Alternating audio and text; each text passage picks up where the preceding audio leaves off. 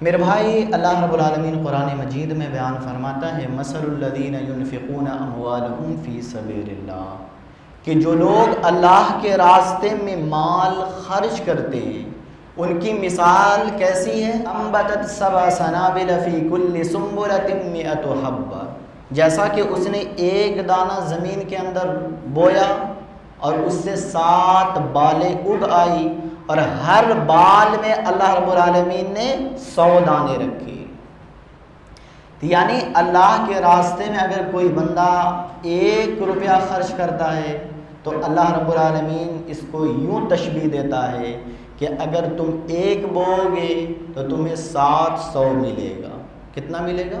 700 ملے گا۔ یعنی اگر کوئی بندہ راہ خدا میں اللہ کے راستے میں فی سبیل اللہ خرچ کرتا ہے تو اللہ رب العالمین اس کو 1 روپیہ اگر اللہ کی راہ میں خرچ کرتا ہے تو اس کو کتنا اجر دیا جاتا ہے؟ 700 اجر دیا جاتا ہے۔ یہ قرآن کہتا ہے۔ اور قرآن آگے کیا کہتا ہے؟ انما یوفی الصابرون اجرهم بغیر حساب، اور اگر جو لوگ صبر کرتے ہیں تو ان کو کیا کرتا ہے اللہ رب العالمین؟ بغیر حساب کتاب کے عطا کرتا ہے۔ تو میں نے کہا کہ اس دنیا میں اللہ رب العالمین کسی سے مال کو چھین کر آزماتا ہے، کسی کو مال دے کر آزماتا ہے۔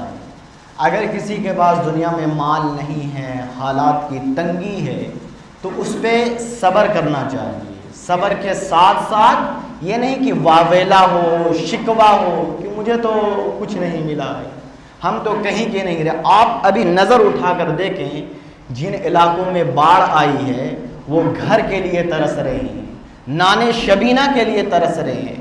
تو اس پہ تو میں اور آپ اللہ کا شکر کر سکتے ہیں کہ یہ اللہ کی خاص کرم نوازی ہے کہ اس نے ہمیں 3 وقت کا اچھا کھانا میسر کر رکھا ہے، اچھا کھا رہے ہیں، اچھا پی رہے ہیں اور اچھی زندگی گزار رہے ہیں الحمدللہ۔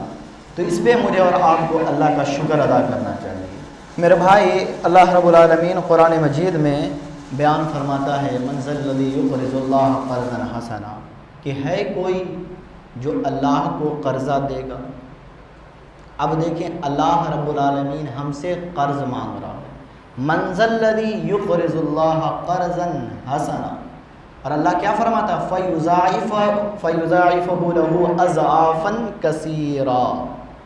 ہاں، بات یہ ہے کہ اگر تم اللہ کو قرضہ دو گے تو اللہ تمہیں 2 گنا کر کے لوٹائے گا، اللہ تمہیں 2 گنا کر کے لوٹائے گا۔ اب ہمیں قرضہ کہاں سے دینا ہے؟ اللہ کے دیے ہوئے مال سے دینا ہے۔ ہمارے پاس اپنا کچھ بھی نہیں ہے، جو کچھ ہے اللہ کا دیا ہوا۔